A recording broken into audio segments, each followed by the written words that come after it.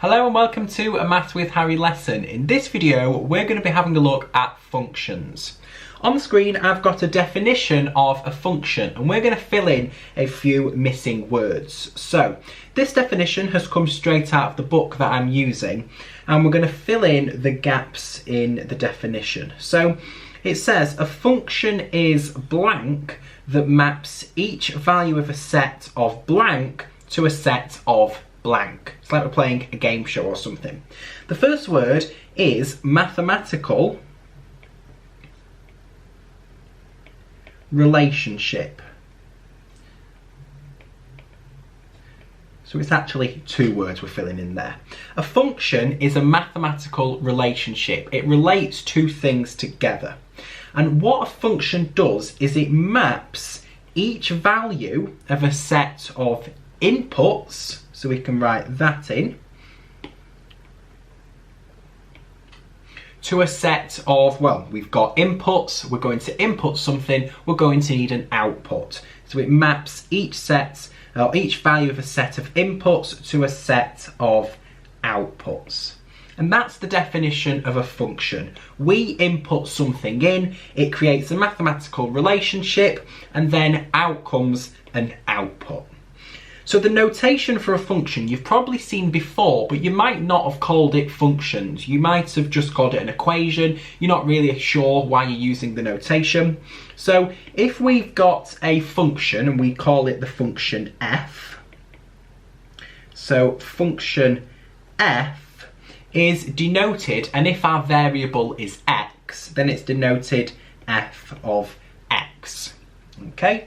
But we could also have function g, and function g would be, and we'll put a comma there, would be denoted g of x. So that is the notation and the definition of a function. Let's have a quick look, and what I'm going to do is I'm going to have a quick look at just a kind of visual representation of a function. With functions, we have a set of inputs, and the set of inputs is called the domain. So I'm going to write that under this circle here, or this ellipse if you like. We also then have a set of outputs, and the set of outputs is called the range. So we have a domain. Our domain could be maybe the real numbers, and the real numbers are all the numbers that are real, all the integers, all the fractions, all the irrationals, all the rationals. They are real numbers. So those can go in the domain, and we might have a different domain, I don't know. Then what we get, well, we have an input, and then for each input, like the definition said, we map each value of the set of inputs to the set of outputs. So in the range, we have our set of outputs. So for example, let's say we had a function and, I don't know, let's say we have three parts of our domain. Let's say we have 3, we have a quarter, and we have, I don't know, root 2. Okay, those are 3 parts of our domain. Now we could have a function, we could call it function f, okay? What we could have is a function that maps, and I'll draw 3 little dots. We have a function that maps this point to this point, and what I mean by maps, and I'll write the arrow in the middle, is it just kind of connects them together. We get an input. Here our input is 3 and we get an output. Okay, so we have 3 points there in our function and they map like that. Okay, so what this would be, well, let's say it's function f. Okay, so this is, well, actually this would be f of x if we're writing it correctly. Okay, this domain is f of x. We will substitute our x values in and we will get out some outputs. So let's say for this point here, f of 3, let's say maps to 12. I don't know what this function is, that was just made up. So that maps to 12, okay? Then let's say f of a quarter maps to 5. Then we would have 5 there, okay? Then we could say f of root 2 could map to, I don't know, we could map that to 2, for example. I don't know what this function is, just a random function. So f of root 2 maps to 2. Now I could write this function and I could change the function to be the squared. So I could change f of x, for example, to give us an actual example. So what I'll do is I'll go back and I'll duplicate that, and then we will have a look at a proper example of a function. Okay, so that was an example of a function, by the way. I just didn't name what f of x actually was. So I'll put that like that. And let's say we've got the squared function. So if I just get rid of those like that, then what we can do is we can have a look at f of x equal to x squared. So here, we didn't really know what the function was. I was just relating numbers together. But here we can think, well, let's take 3 numbers. Let's take 5, let's take root 16, and let's take, I don't know, 10. Okay, there's 3 numbers. Well, we're relating these numbers here with their outputs by using this function. So 5 is going to map to an output using this function. These are my x values. I'm going to get an output by squaring each x value.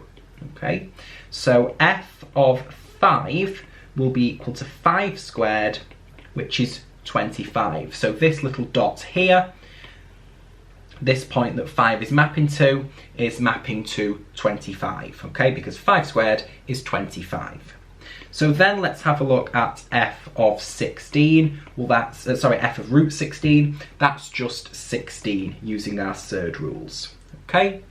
Then if we have a look at the third point in our domain, well, that's going to be f of 10. And f of 10 will be 10 squared, which will be 100. Okay, so that first example there was just an example of a random function. I didn't know what the function was. I was just connecting things together. Here was an example of the square function. Okay, so we're taking our numbers in our inputs. We input a value for x each time and we get an output. Okay, so I just want to make it clear that we know what the roots of a function is. So I'm just going to write this down here. Now, we covered this in solving quadratic equations, but let's just write a little definition down here. The roots of a function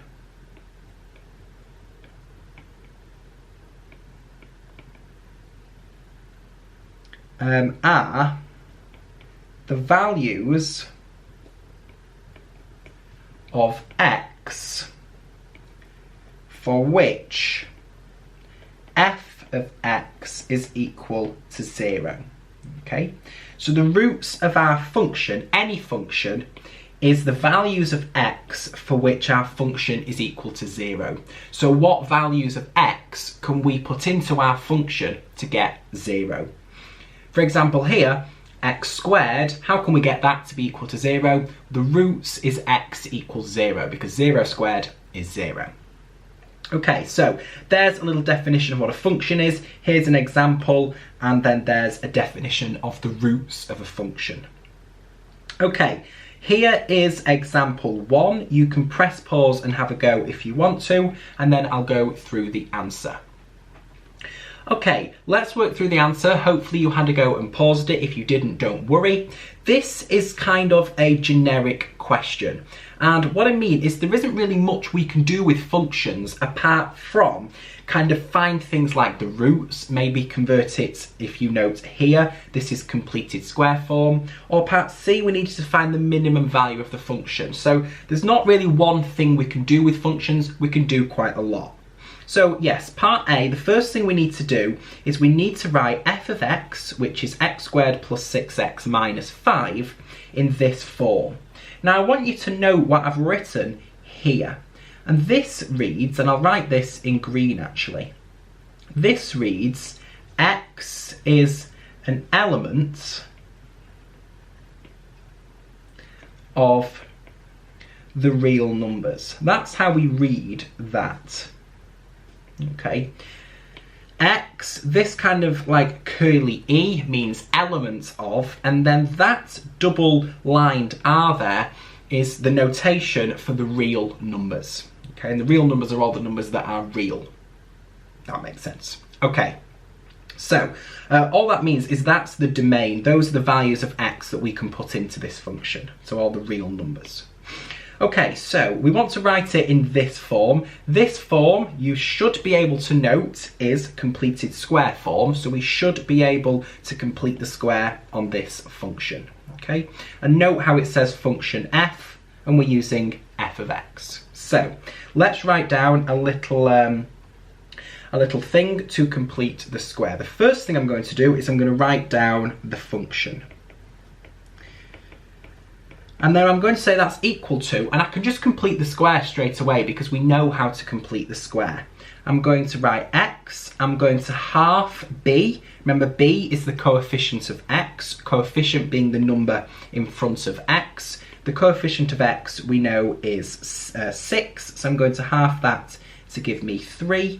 I'm then going to get x plus 3 all squared.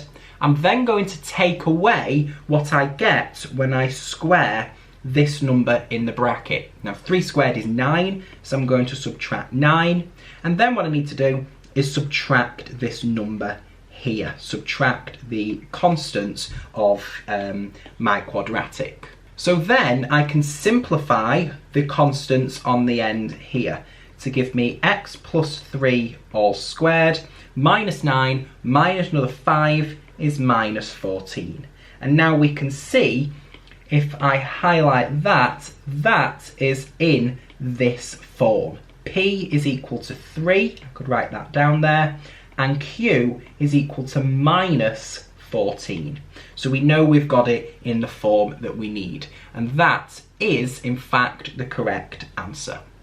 Okay, now we need to find the roots of f of x. Now remember, the roots are the values of x for which the function is equal to 0. So to find the roots, the first thing I need to do is set the function equal to 0.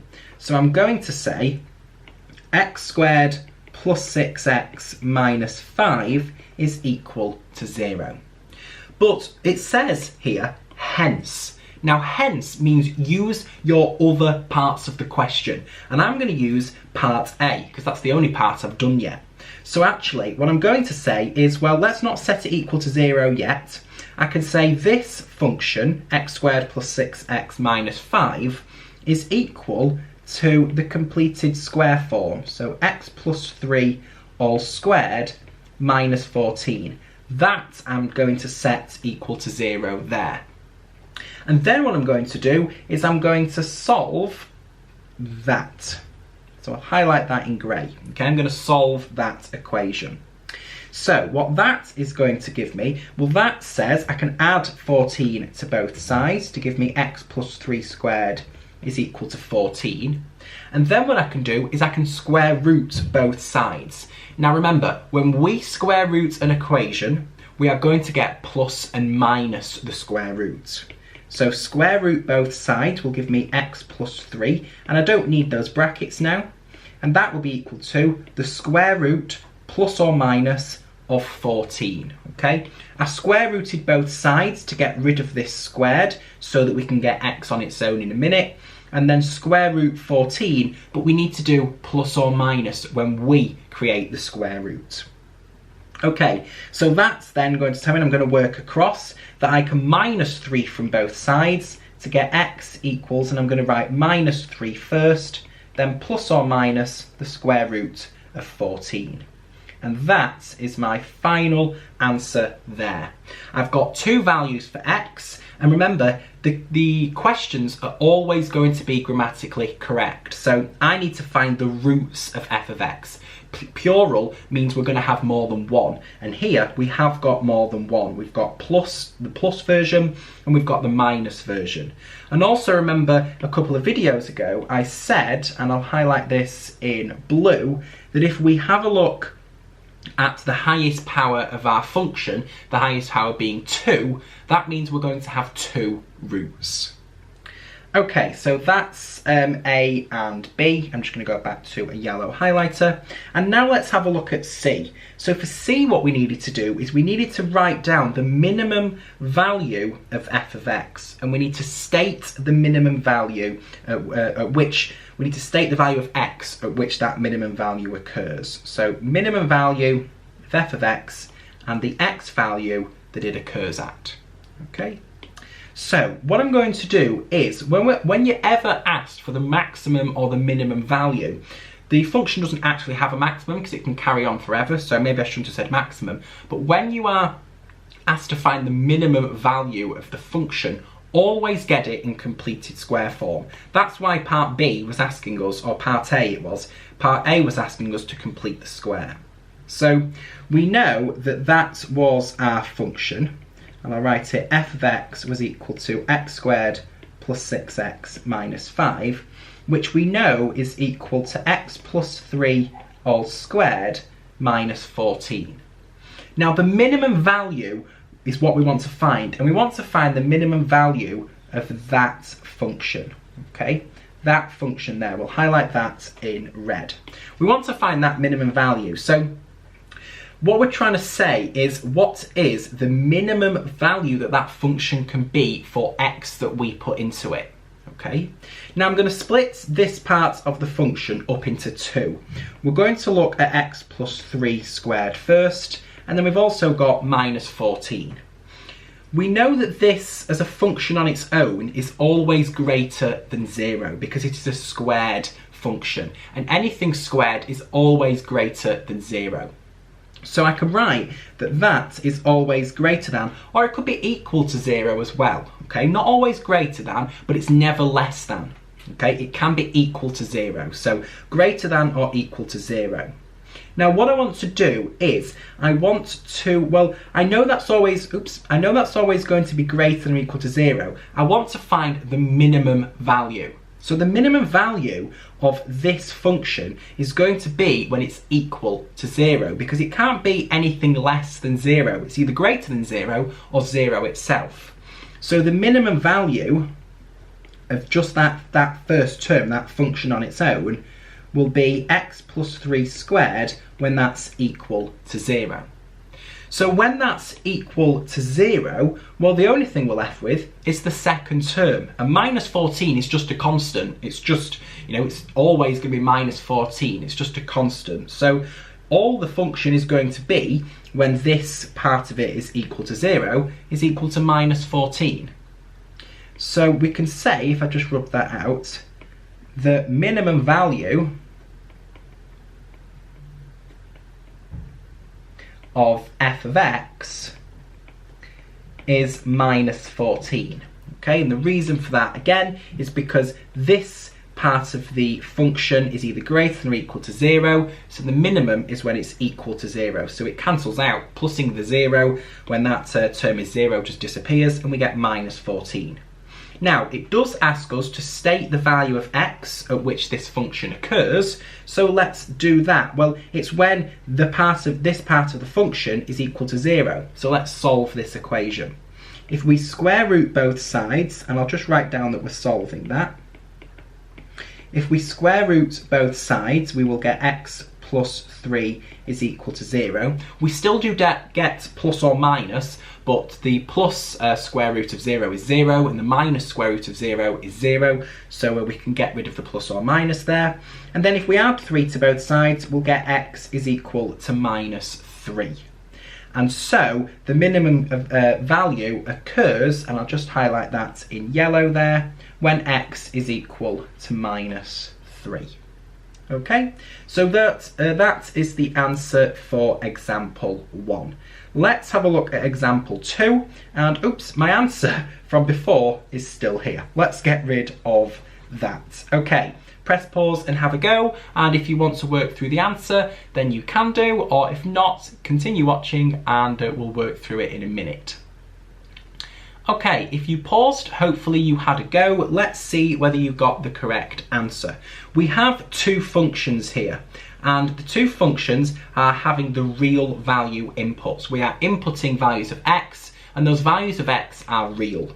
What we're being asked to do is find the value of f of 4 and g of 10. So all we have to do is, well, here, f of x, when we've got f of 4, we're just replacing x by 4. So f of 4, we're just going to, wherever we see an x, replace it with a 4. So we're going to have 2 times 4 minus 10. That's 8 minus 10, which is minus 2. I'm just going to move that along a little bit so that I can fit on g of 10. And then g of 10, we're just going to do the same thing, but we're going to substitute x being equal to 10 into my g equation. So when I do that, I will have, instead of x squared, I'll have 10 squared, then I'll minus 9, that's 100 minus 9, which I can fit on there, is 91. Okay, so therefore, I can say f of 4 is minus 2, and g of 10 I can say is 91, and that is our final answer. So that really, when you're asked questions like that, it's just a game of substitution. Okay, part B then says find the value of x for which f of x is equal to g of x. Well, we know what f of x is, and in fact I'm going to highlight in a different colour. We'll go with the orange. We know what f of x is. F of x is equal to that. And we know what g of x is. G of x is equal to that. So let's set those two functions equal to each other. 2x minus 10 is equal to x squared minus 9. And then all I need to do is just solve for x. Okay, now I can see I've got a quadratic here, so I'm going to need to do some factorising if I can to solve for x. So what I'm going to do is I'm going to take everything over to this side.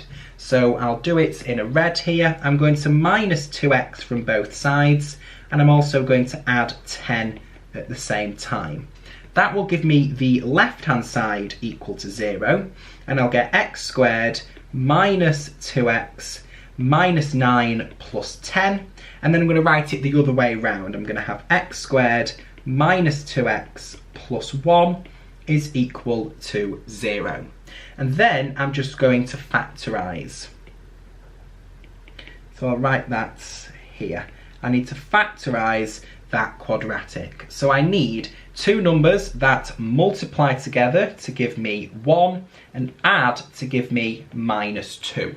Well, I can list the factors of 1. I can say 1 and 1. That does times to give me 1, but it doesn't add to give me minus 2. It adds to give me 2. So I'm going to change the signs on both of them. Minus 1 times minus 1 does work. It gives me 1, and adding them together does give me minus 2. So my factorisation is going to look a little bit like this. I'm going to have x minus 1 times x minus 1, and that will be equal to 0. And then, well, all I'm doing is just squaring x minus 1 there. So that's the same as x minus 1 squared is equal to 0. And then what I'm going to do is I'm going to square root both sides. We get a plus or minus, but we've got 0, so it's just going to be the same, and we're just going to square root 0 to get 0. And then I'm going to add on 1 to both sides to give me x is equal to 1. And if you saw before I rubbed it out, I did write repeated roots. If you think about this in terms of roots, then quadratic will have 2 roots. Here we've only got 1, and so we're going to have a repeated root. We've got 1 twice. So that is our final answer. X is equal to 1 is the value of x for which our functions are equal. Okay, let's have a look at example 3. Is this the last example? No, we've got one more after this. So press pause and have a go at this one, and then press play when you're ready, and we'll work through the answer. Hopefully you've paused and had a go. Let's work through the answer. This one is a little bit different, so don't worry if you gave up and you've come back to me. I will help you out. This one is what we call a disguised quadratic. It's still a function, and we're being asked to work out the roots of the function. But this is a quadratic in disguise. And we know it's a quadratic because we've got this term here, and then we've got the term with the power that's double this term. Okay, when we think about a normal quadratic, we just had that quadratic a minute ago, we've got a power of 1. Okay, so here we've got a power of 1, and then we've got a power that is double this power. We've got the exact same thing here, but we've got x cubed and x to the 6. But what I can do is I can manipulate this function, and I can use some index laws to rewrite it. I can say f of x is equal to x, and I'm going to write it x cubed squared plus 7, and I'm going to just write brackets there, times x cubed minus 8. And the reason I do that now is you can see we've got something squared, so it's more a quadratic now. What I'm going to do is use a little substitution. I'm going to say, well, let's let y be equal to x cubed, and then I can say, well, that tells me f of x is equal to y squared plus 7y minus 8. And now we've just got a normal quadratic. I'm just going to solve now for y. So I'll write that here.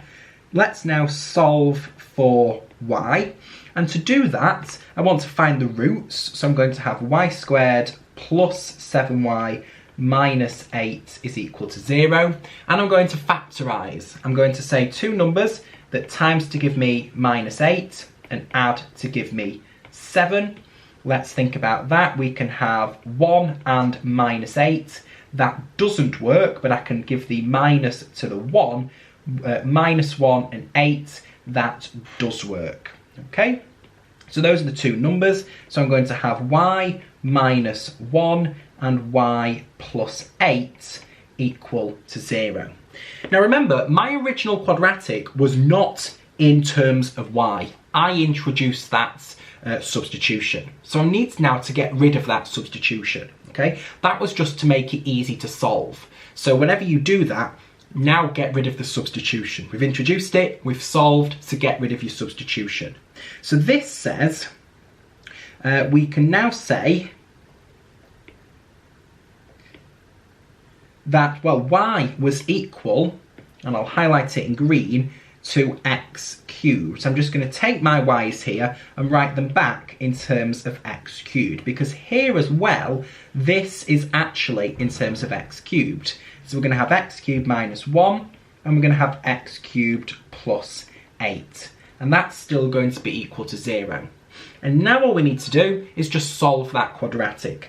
And when we do that, each bracket can be equal to 0. Remember from my previous video, each bracket can be equal to 0. So we will have x cubed minus 1 is equal to 0, or x cubed plus 8 is equal to 0. Now I need to get x on its own, so I'm going to add 1 to both sides. So x cubed will be equal to 1. And then I'm going to cube root both sides.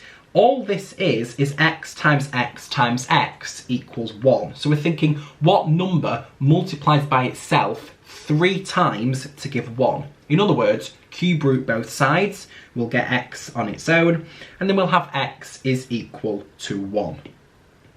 So that is my first value for x. But we're going to have another one as well, because we've got this bracket equal to 0. So that's why we write or there. Okay. So here I need to get x, so I'm going to have x cubed is equal to minus 8, because I can minus 8 from both sides. And then I need to cube root both sides. In other words, I need to think what number multiplies by itself 3 times to give minus 8. You could do it on a calculator if you wanted to, or you could think minus 2 cubed, well, I'll have minus 2 times minus 2 times minus 2, sorry. Well, if you look, we've got minus and a minus and a minus. Minus and minus will make a plus, then we've got a third minus, so we're still going to have a minus. And then 2 times 2 is 4, times 2 is 8, and that's what we want there. So we can cube root both sides and say x is equal to minus 2. And that is my second value for x. So we've found the roots of the function. And you could write a little summary at the bottom, and so the roots of f of x are 1 and minus 2. Okay, the last example is a little bit different, and this is example 4. We've got f of x being equal to 3 to the power of 2x minus 28 times 3 to the x plus 27, and our domain here, our inputs are all the real numbers. X is an element of the real numbers. And all we want to do, I don't think there's two parts, no there's not. Part A says write f of x in the form 3 to the x minus a times 3 to the x minus b, and we want to find the two roots of f of x. So pause and have a go if you want to. You might struggle a little bit, but prove me wrong, see what you can do, and then press play on the video and we'll work through the answer. Alright, hopefully you've had a go at this question. It's kind of similar to what we just did, but a little bit different. The method is the same, but what we're trying to solve is a little bit different. So have a look here. We've got 3 to the power x. In the previous example, we had x cubed here. So we wanted to get an x cubed here squared to give us the x to the 6, okay? But if we look here, well, we've got 3 to the power x. So what I'm going to do is I'm going to rewrite f of x, and I'm going to have it equal to 3 to the power x. And then I need to bring that to the power of something to give me this term here. And remember from our index laws, if I raise that to the power of 2, what I can do to simplify that is distribute that 2 with the power and multiply the powers. And that will be equal to 3 to the 2x. And that's what I want there. So I'm going to write that first term like this. Now I'm just going to go back and get rid of that. That's how I'm going to write my first term. Then what I'm going to do is I'm going to minus 28, and I'm going to multiply that by 3 to the x just from the question, and then plus the 27. And now we can see that this original function is again a disguised quadratic. This time we've just got x in the power. So what I'm going to do is, again, I'm going to say let y be equal to 3 to the power x, and I'm going to write my quadratic now in terms of y. So I can say y squared minus 28y plus 27, okay? And I want to solve that now. I want to write it in that form, and I also want to find the two roots in a minute. So I could set it equal to 0 now, but we want to factorise it first. And we know we want to factorise it because we want it in 2 brackets. Okay, so let's write number 1. I'm going to factorise, and then I'm going to solve it, okay? So we'll write that, number 2, solve. So to factorise, I'm just going to factorise as normal. I'm going to say I need 2 numbers that times to give me 27 and that add to give me minus 28. Well, I can think, okay, factors of 27, 1 and 27, they times to give me 27, but they don't add to give me minus 28. They add to give me 28. So what I need to do is I need to introduce a minus on both of those terms. Okay? And now that perfectly times to give me 27 and adds to give me minus 28. So f of x now, and I could actually write here, f of x is equal to that.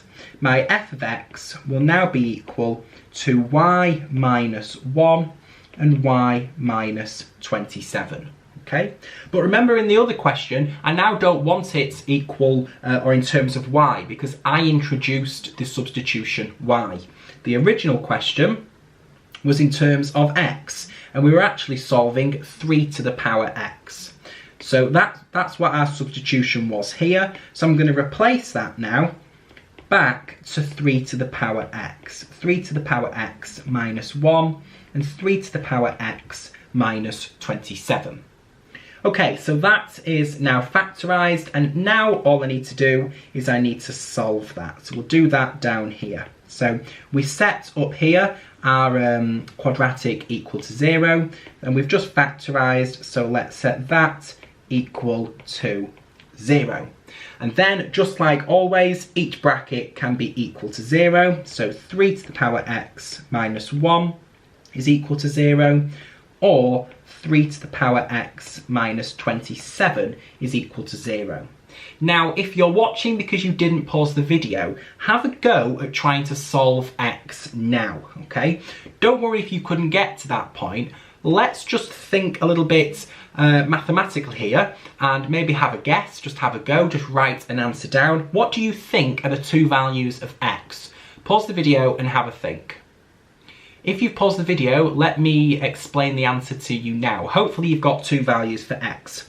What's different here is x is in the power. And in all the other examples that we've done, or what you're used to having 3 times x, or x being in the base, if you like. Well, I'm going to do my exact thing that I normally do. I want to get x on its own. The first thing I can do, if we deal with 3 to the power x minus 1, is I can add 1 to both sides. So I can get 3 to the power x is equal to 1. And then what I can do is, well, I can actually use something called logs, but we haven't seen that yet, and you won't see that for a while. But we can just use a little bit of our brain power, if you like. We can think, what number do I raise 3 to give me 1? Well, any number to the power 0 will give me 1. So I know my value of x is going to be 0, because it works. 3 to the power 0 gives me 1. That's all I'm asking in this equation. What number do I raise 3 to give me 1? And remember, in the question, it told me that x is a real number. And 0 is a real number. So that's absolutely fine. So all we can say then is x is equal to 0. And then let's have a look, and in fact we'll highlight that in yellow. And then we'll have a look at the second equation. I'm going to add 27 to both sides. So 3 to the power x is equal to 27.